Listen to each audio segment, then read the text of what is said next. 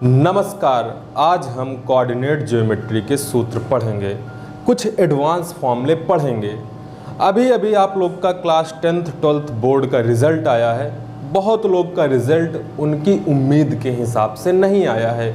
आगे भी बहुत से लोग बोर्ड का एग्ज़ाम देने वाले हैं, तो मैं उन लोगों से कुछ कहना चाहता हूँ।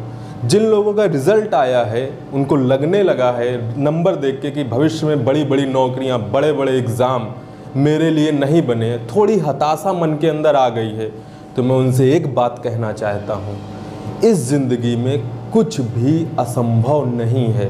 इस दुनिया में कुछ भी असंभव नहीं है।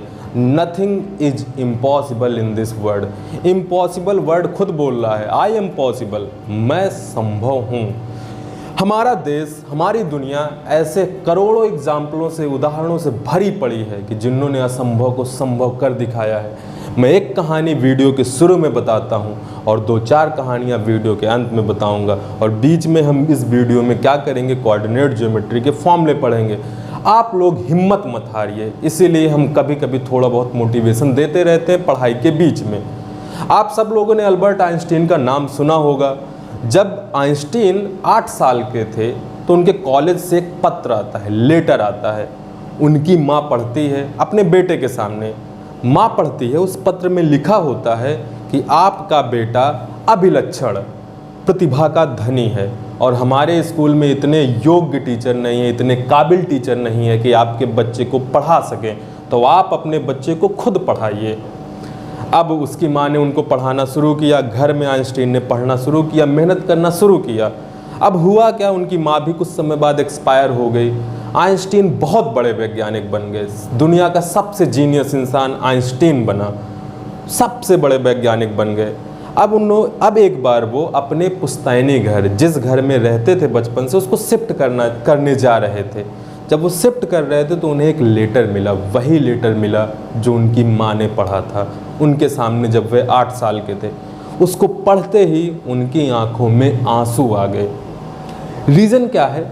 उस लेटर को पढ़ते ही आइंस्टीन की आंखों में आंसू आ गए, क्योंकि उस लेटर में लिखा था कि आपका बेटा मंद बुद्धि है, इसके पास दिमाग ही नहीं है, यह जीवन में कुछ भी नहीं कर सकता है, इसको हमारा कॉलेज नहीं पढ़ा सकता है, हमारा स्कूल नहीं पढ़ा सकता, दुनिया के किसी स्कूल में इसका एडमिशन नहीं होगा, तो आप अपने बच्चे को यहाँ से ले जाइए।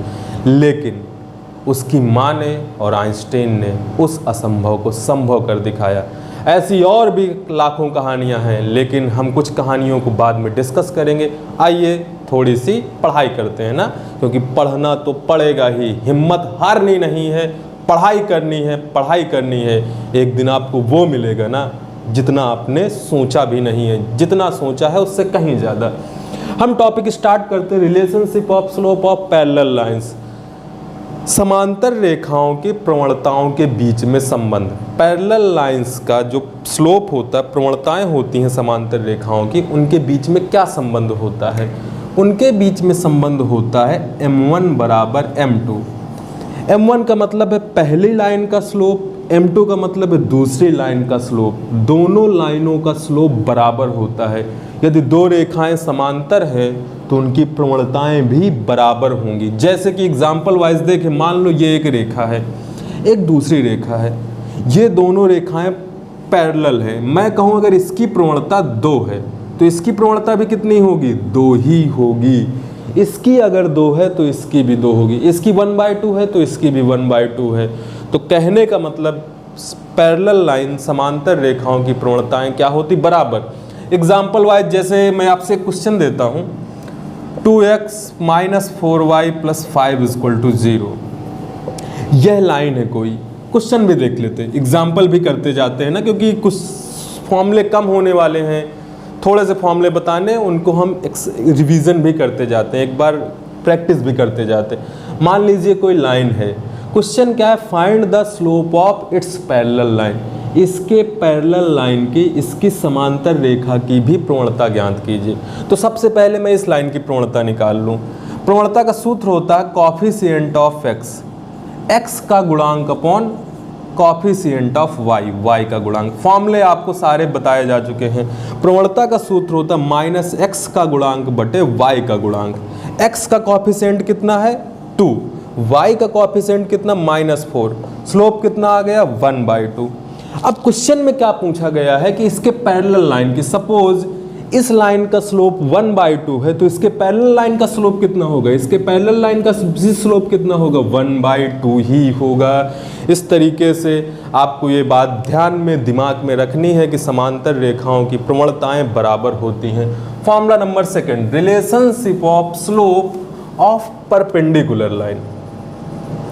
परपेंडिकुलर का मतलब होता है लंबवत, perpendicular line, relationship of slope of perpendicular line, दो लंब रेखाओं की प्रवणताओं के बीच में संबंध, दो लंब रेखाओं की प्रवणताओं के बीच में संबंध।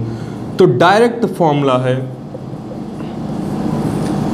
दो लंब रेखाओं की प्रवणताओं का गुणनफल -1 होता है। क्या संबंध होता है लंब रेखाओं की प्रवणताओं के बीच में? दो लंब रेखाओं की प्रवणताओं का गुणनफल -1 होता है। The slope, the product of perpendicular lines is -1, मतलब परपेंडिकुलर लाइन के स्लोप का प्रोडक्ट -1 होता है। परपेंडिकुलर लाइन के स्लोप का प्रोडक्ट -1 होता है। जैसे कि मैं कहूं ये एक लाइन है, परपेंडिकुलर का मतलब क्या है, एक लाइन सपोज ऐसी दूसरी ऐसी है, इनके बीच में एंगल कितना बने 90 डिग्री, तो ये लाइंस कैसी हो गई परपेंडिकुलर। सपोज मैंने कहा इस लाइन का स्लोप 2 है, इस लाइन का स्लोप 2 है, तो इसका क्या होगा, अब बराबर नहीं होगा क्योंकि दोनों लाइंस कैसी हैं, लंबवत है, परपेंडिकुलर हैं। तो आप किस फॉर्मूले में रख दीजिए, इस फॉर्मूले में 2 × m2 = -1। दूसरे लाइन का स्लोप क्या होगा -1/2। अगर इसका 2 है तो इसका -1/2 है, अगर इसका 2 है तो इसका -1/2। तो आप लोग को क्या समझ में आता है, यदि दो लाइन परपेंडिकुलर हैं तो उनकी प्रवणताओं का गुणनफल -1 होता है। अब बात एग्जाम्पल आप जब क्वेश्चन करेंगे तब हो जाएगा। नंबर 3, इसको आप नोट कर लीजिएगा, interceptional form of line, interceptional form of line, इसका मतलब है इंटरसेप्शनल फॉर्म ऑफ लाइन रेखा का अंतःखंड रूप। इंटरसेप्शनल का मतलब क्या है, सपोज ये कोई लाइन है, ये कहीं ना कहीं पे x एक्सिस को इंटरसेक्ट करेगी, कहीं ना कहीं पे y एक्सिस को इंटरसेप्ट करेगी। तो हमको किसी भी लाइन को इस रूप में रिप्रेजेंट करना है कि हमको पता चल जाए कि x एक्सिस में कितना इंटरसेप्ट कर रही है, y एक्सिस में कितना इंटरसेप्ट कर रही है। तो किसी भी लाइन का अंतःखंड रूप होता है, किसी भी रेखा का अंतःखंड रूप होता है x/a + y/b = 1। कोई भी लाइन, कोई भी रेखा अगर आपको इस फॉर्म में दिखती है तो ये इंटरसेप्शनल फॉर्म है, वेयर जहां पर a और b क्या है, a है intercept on x axis, x अक्ष पर कटा अंतःखंड, intercept on x axis. b यहां पर क्या है, intercept on y axis, interception of y axis, y अक्ष पर कटा अंतःखंड। एग्जाम्पल से आप एकदम समझ जाएंगे, आपको थोड़ा सा अजीब लग रहा हो, किसी भी लाइन को इस फॉर्म में आप देखें, इस फॉर्म में नहीं, 2x + 3y = 5, क्या ये इस फॉर्म में है, नहीं है। क्या ये इस फॉर्म में है, नहीं है। इस साइड 1 होना चाहिए, x में अपॉन में होना चाहिए, y में कुछ अपॉन में होना चाहिए। उस फॉर्म को हम बोलते हैं interceptional form of line, where a and b denote interception on the x and y axis, जहां पर a और b आपको बताते हैं कि x अक्ष पर कितना अंतःखंड है, y अक्ष पर कितना अंतःखंड है। एक एग्जांपल लिख लेते हैं, इस फॉर्म को, इस चीज को आप ध्यान रखिएगा, इसको हम बोलते हैं अंतःखंड रूप। सपोज मैं एक एग्जांपल देता हूं, 3x + 4y = 12। पहला सवाल, इसमें 2 क्वेश्चन है। पहला सवाल, इस लाइन को इंटरसेप्शनल फॉर्म में रिप्रेजेंट करिए, इस रेखा को अंतःखंड रूप में दर्शाइए। दूसरा सवाल, एक्स अक्ष पर कितना इंटरसेप्शन होगा, वाई अक्ष पर कितना इंटरसेप्शन होगा। अच्छा, जब भी आपको इंटरसेप्शनल फॉर्म में रिप्रेजेंट करना हो तो इस साइड 1 चाहिए, और इस साइड 1 कैसे बन सकता है, डिवाइडिंग बोथ साइड बाई 12, 12 से दोनों पक्षों में भाग देने पर।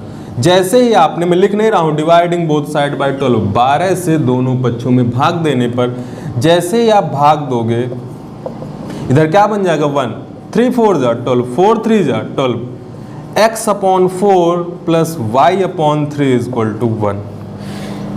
क्या ये अंतःखंड रूप है, इंटरसेप्शनल फॉर्म है? यस है कि नहीं है? है। x अपॉन ए।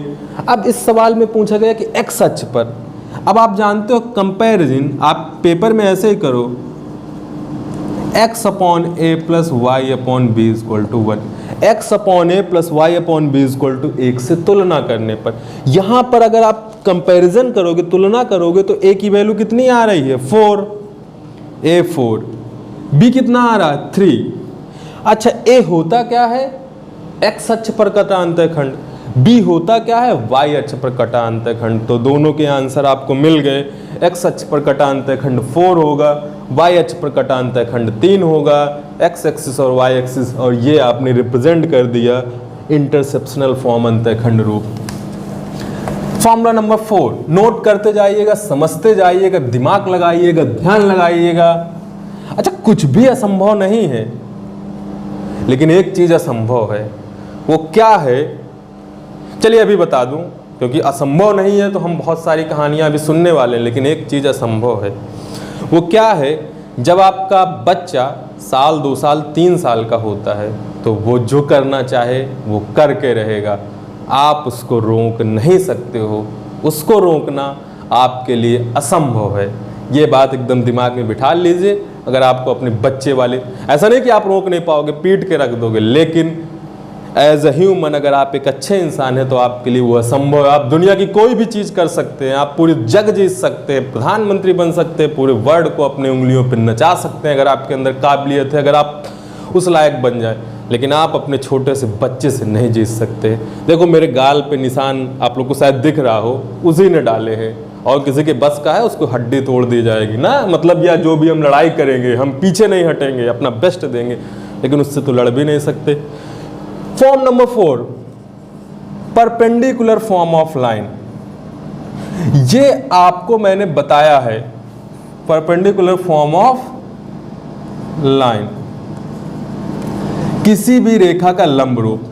ये जब मैंने स्ट्रेट लाइन का तीसरा पार्ट बनाया था, उस वीडियो में एक क्वेश्चन मैंने कराया था, उसमें मैंने बताया था, एक बार मैं जल्दी से बता दूं, और उसमें एकदम डिटेल में बताया था, लेकिन अब फॉर्मूले बता रहे हैं तो एक बार लिख दूं, क्योंकि फॉर्मूला पार्ट 1, अच्छा फॉर्मूलों का पार्ट 1 का लिंक मैं डिस्क्रिप्शन में दे दूंगा। ये पार्ट 2 है कोऑर्डिनेट ज्योमेट्री स्ट्रेट लाइन के फॉर्मूलों का, वो फॉर्मूले पता होना चाहिए, ये भी पता होना चाहिए, क्योंकि अब आगे मैथ में ज़रूरत पड़ेगी, आगे जो भी हम एक्सरसाइज करेंगे 10.3 या आगे की जो भी, इसको हम बोलते हैं किसी भी रेखा का लंब रूप एक्स कॉस अल्फा, जहाँ पे अल्फा क्या है मैं एक बार जल्दी से बता दूं। मान लीजिए कोई लाइन है, मान लीजिए कोई लाइन है और इसका परपेंडिकुलर फॉर्म में रिप्रेजेंट करना है, या आपको कुछ दिया गया है, क्वेश्चन मैंने कराया तो उसको आप देख लीजिएगा, आप ये सब समझ लीजिए ये परपेंडिकुलर फॉर्म ऑफ लाइन है। सपोज ओरिजिन से, मूल बिंदु से इस पे लंब डाला जाए, इस डिस्टेंस को हम बोलते हैं पी। किसी भी लाइन की ओरिजिन से डिस्टेंस को बोला जाता है पी। एक्स वाई तो नॉर्मल वो हो गए, एक्सिस हो गए, अल्फा क्या है, इसी का एक्स एक्सिस से एंगल अल्फा कहलाता है, और इस फॉर्म को हम बोलते हैं परपेंडिकुलर फॉर्म ऑफ लाइन। जो सपोज दिया गया अल्फा 30 P2, क्या आप इक्वेशन फाइंड कर सकते हैं? यस, क्योंकि अल्फा पता है, ये पता है, इस फॉर्मूले में रख के इसको हम बोलते हैं परपेंडिकुलर फॉर्म ऑफ लाइन। इसको मैं डिटेल में समझा चुका हूँ इस वीडियो में, तो मैं इसमें नहीं डिस्कशन कर रहा हूँ, मैंने सिर्फ एक बार आपको फिर से रिवाइज कराने के लिए बता दिया। अब बात करते हैं दो लाइंस की। सपोज दो लाइनें हैं, a2x plus b2y plus c2 equal to 0। अगर दो लाइनें दी गई हैं तो आप कैसे बता सकते हैं कि दोनों लाइंस के ग्राफ बनाए जा सकते हैं? लेकिन बिना ग्राफ बताए आप कैसे बता सकते हैं? ये आपने क्लास 10th में पढ़ा है कि कब एक दूसरे को इंटरसेक्ट करेंगी, प्रतिच्छेद करेंगी, कब दोनों लाइंस समांतर होंगी, पैरेलल होंगी, आपको सारे केसेस डिस्कस किए हुए हैं। एक बार मैं कोऑर्डिनेट ज्योमेट्री में कुछ और एक बार फिर से आपको बताए दे रहा हूँ। सपोज दो लाइनें दी गई हैं, आप कैसे पता कर पाओगे कि both the lines are parallel? दोनों लाइन समांतर हैं। इसका एक कंडीशन होता है, if a1 upon a2 equal to b1 upon b2 equal to c1 upon, अगर ये वाली कंडीशन है तो इस कंडीशन में दोनों लाइंस पैरेलल होंगी। You have studied in class 10th, जिन लोगों ने नहीं पढ़ा है अभी क्लास 10th में वो लोग पढ़ लेंगे, क्योंकि जिनकी क्लास 10th की अभी भी क्लासेस चालू हुई हैं आप जान जाओगे। लेकिन अभी समझ लीजिए, अगर ये वाला कंडीशन फॉलो होता है तो दोनों लाइन पैरेलल होंगी, समांतर होंगी। ग्राफ बनाए जाए तो कभी भी एक दूसरे को इंटरसेक्ट नहीं करेंगे। सेकंड कंडीशन, परपेंडिकुलर कब होंगी? ये आपने क्लास 10th में नहीं पढ़ा, इसको आप क्लास 11th में। दोनों लाइन परपेंडिकुलर मीन्स एक दूसरे को 90 डिग्री पे कब इंटरसेक्ट करेंगे। परपेंडिकुलर कब होंगे? जब एक दूसरे को 90 डिग्री पे कब इंटरसेक्ट करेंगे। तो इसकी कंडीशन है a1 a2, क्वेश्चन हम बाद में करेंगे, plus b1 b2 equal to 0। जब इन दोनों का या इसकी वैल्यू 0 के इक्वल आ जाए तो इसका मतलब दोनों लाइन क्या करेंगी? एक दूसरे को परपेंडिकुलरली बाइसेक्ट करेंगी। या और कैसे बता सकते थे पैरेलल? और कैसे? आज ही बताया है, m1 बराबर m2। अगर दोनों का स्लोप इक्वल आ जाए तो भी पैरेलल है, ये कंडीशन तो है ही, साथ में ये कंडीशन भी है। दूसरी कंडीशन परपेंडिकुलर के लिए ये कंडीशन तो है ही। दूसरी कंडीशन क्या है? दूसरी कंडीशन क्या है बच्चों? अभी अभी वीडियो के बैक में m1 इंटू m2 बराबर -1, m1 इंटू m2 बराबर -1, m1 इंटू m2 बराबर -1। तीसरा है कोलिनियर। कोलिनियर का मतलब संगामी, दोनों लाइनें एक ही होंगी, मतलब दोनों में अंतर कर पाना अलग है। पहली का ग्राफ भी ऐसा होगा, दूसरे का भी एक दूसरे के ऊपर होंगी। Superimposes, both line superimposes each other and we can not find the value of x and y because we have infinitely many solutions. इस केस में अनंत हल होते हैं ना, वो आपने क्लास 10th में पढ़ा है। चलिए इसकी कंडीशन है a1 अपॉन a2, दो लाइंस कब संगामी होंगी? a1 upon a2 equal to b1 upon b2 equal to c1 upon c2। इस कंडीशन में both the lines will be collinear, coinciding. और इस, चलिए ये तो हो गया समांतर, ये है कि ये है लंब, ये है कोलिनियर, ये संगामी वाली कंडीशन ये है। अब बात करते हैं दो रेखाओं के बीच कोण निकालना, एंगल निकालना। आपको फॉर्मूला मैंने बताया था पिछले वीडियो में, tan थीटा इस फॉर्मूले वाले में।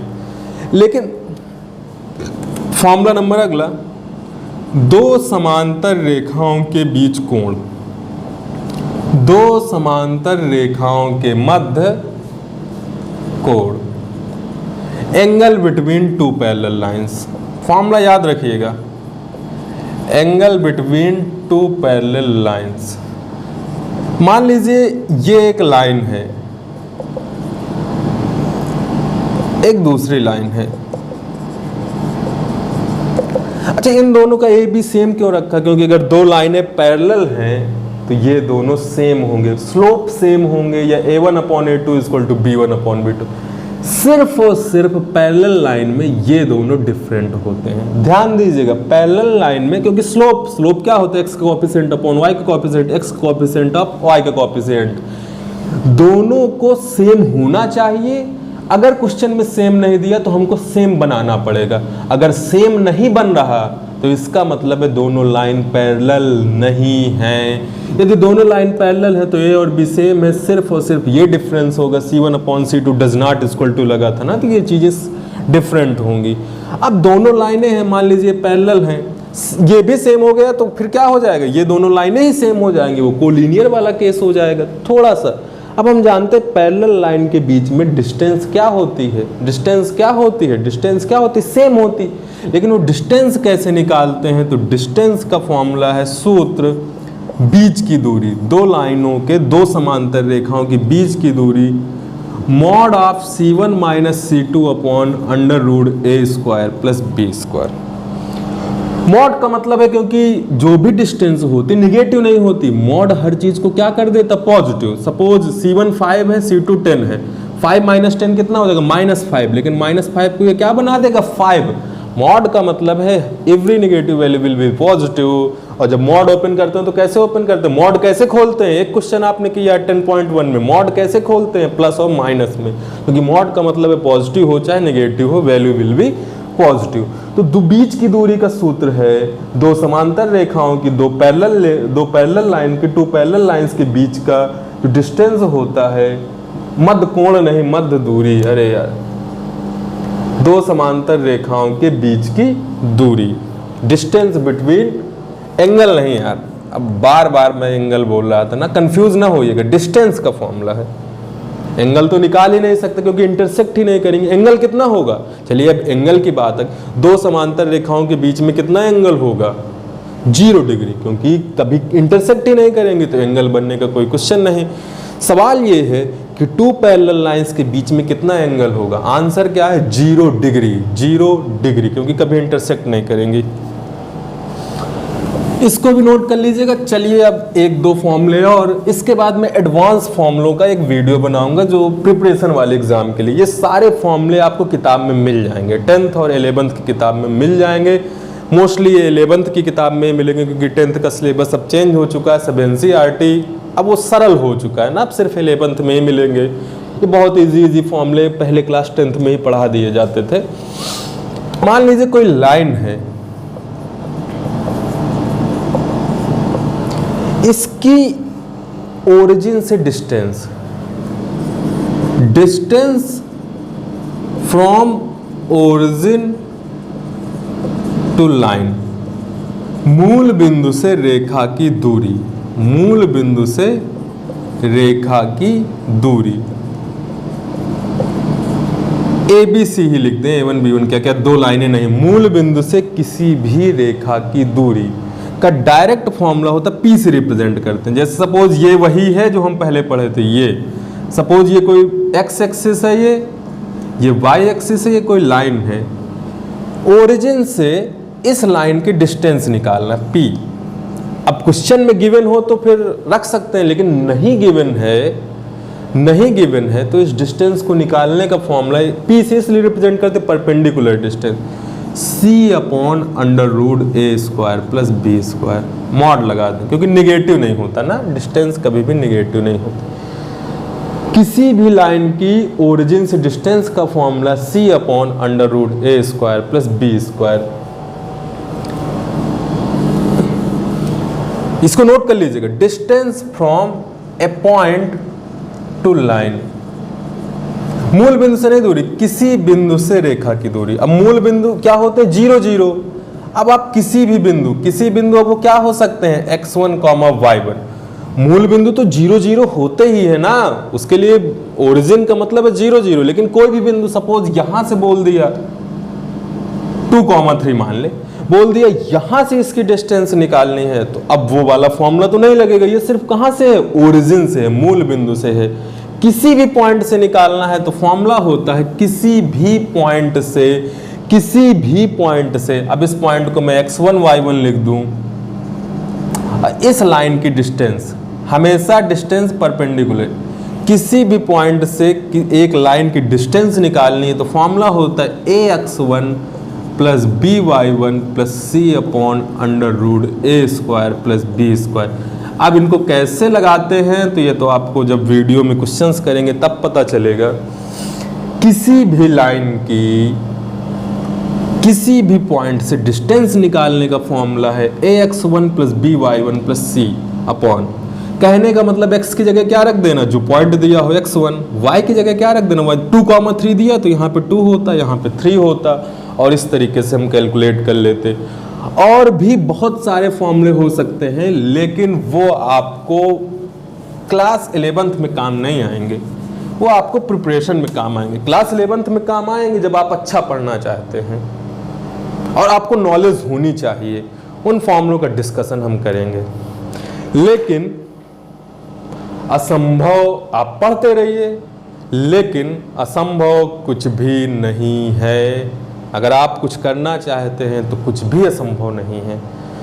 सचिन तेंदुलकर का नाम आप सब लोगों ने सुना होगा। मेरे जीवन के कुछ खास लोग हैं ना, मैंने वीडियो सचिन पे भी बनाया, आइंस्टीन पे भी बनाया, क्योंकि इनको मैं पढ़ना, सुनना, जानना पसंद करता हूं। बहुत कुछ जीवन में सिखाते हैं। आप लोग को पता है वनडे क्रिकेट में 200 रन बनाना बहुत बड़ी बात थी। कब तक? पहले असंभव था, इसको असंभव बोला जाता था, लेकिन अब तो संभव है। अब तो खेलने जैसा, मतलब चाय पीने जैसा हो गया 200 रन बनाना। 2963 वनडे मैच हो गए। कभी किसी ने 2963 वनडे मैच खेले जा चुके हैं पूरी दुनिया के लोगों ने, लेकिन कभी किसी खिलाड़ी ने 200 रन वनडे में नहीं बनाए थे। ये माना जाने लगा कि 200 रन बनाना असंभव है। किसी भी क्रिकेट में, वनडे क्रिकेट में 200 रन बनाना असंभव, क्योंकि 2963 वनडे मैचों में नहीं बना। लोग 180 तक गए, 186 तक गए, 194 तक गए, लेकिन ये होने लगा कि 200 रन बनाना वनडे क्रिकेट में असंभव है। तब सचिन ने 2010 ईस्वी में एक साउथ अफ्रीका के खिलाफ पहली बार 200 रन बनाए। अब मतलब ये असंभव नहीं रहा। उसके बाद जस्ट 6 महीने बाद सहवाग ने फिर 200 रन बनाए, क्योंकि इंसान को पहले कोई भी चीज़ असंभव लगती है, पर जब एक बार वह संभव हो जाती है तो जानते हो मन में क्या आ जाता है? अगर ये कर सकता है ना, तो मैं क्यों नहीं कर सकता। उसके बाद रोहित शर्मा ने 2 बार बनाए 200 रन, जो पहले असंभव था 2963 मैच। उसके बाद तो झड़ी लग गई। मार्टिन गुप्टिल ने बनाए, क्रिस गेल ने बनाए। तो कुछ भी असंभव नहीं है यार। बेटा पढ़ाई करते रहो यार, रिजल्ट से मत घबराओ। मैं ये बार बार यही बताना चाह रहा हूँ। अब आपको पता है 1950 ईस्वी में एक साइंटिस्ट थे फिलिप केल्विन। उन्होंने बोला था कि इंसान की समझदारी की, इंसान की विज्ञान की अधिकतम पहुंच पृथ्वी है। विज्ञान पृथ्वी के बाहर नहीं जा सकता। उनके कहने का मतलब था अंतरिक्ष में और चंद्रमा में जाना नामुमकिन था। उनकी बात मतलब तब तो असंभव ही था, उनकी बात सब ने मानी। जैसा कि किसी ने बोला ना पृथ्वी चपटी है, सब मानते रहे, लेकिन जब किसी ने एक बार बता दिया गोल है, गोल है, गोल है, गोल है, अब सब मानते हैं गोल है। ये तो पहले सबको क्या लगता था, अगर हम आगे गए तो समुद्र से नीचे गिर जाएंगे क्योंकि चपटी है, पर अब तो सब गोल है ना, तो समझना जरूरी है। तो उन्होंने कहा कि इंसान की विज्ञान की अधिकतम पहुंच पृथ्वी है। 1969 ईस्वी में सबसे पहली बार नील आर्मस्ट्रांग ने चंद्रमा पर पैर रखा, वो ऐतिहासिक दिन था। उसके बाद इंडिया ने रखा, रूस ने रखा, बहुत सारी कंट्रीज ने, मतलब हर देश ने अब हर देश चांद पर पहुंच चुका है। अब तो ऐसा है ना कि आप चांद पर जमीन खरीद लो। तो पहले कोई भी चीज़ असंभव थी, लेकिन कोई एक इंसान कर सकता तो फिर करने वालों की लाइन लग जाती है यार। मतलब असंभव तो कुछ नहीं है ना। आप IAS बनना चाहते हो, सीधे BSc करते करते IAS निकाल सकते हो, 100% निकाल सकते हो IAS। बस उसी हिसाब से मेहनत करने में लग जाओ। कुछ भी असंभव नहीं है, बस पढ़ते रहिए। चैनल को सब्सक्राइब नहीं किया तो सब्सक्राइब करिए, वीडियो को ज़्यादा से ज़्यादा शेयर करिए, अधिकतर लोगों तक पहुँचाइए और देखते रहिए जीतू सर लक्ष्य। मिलते हैं अगले वीडियो में। Thank you.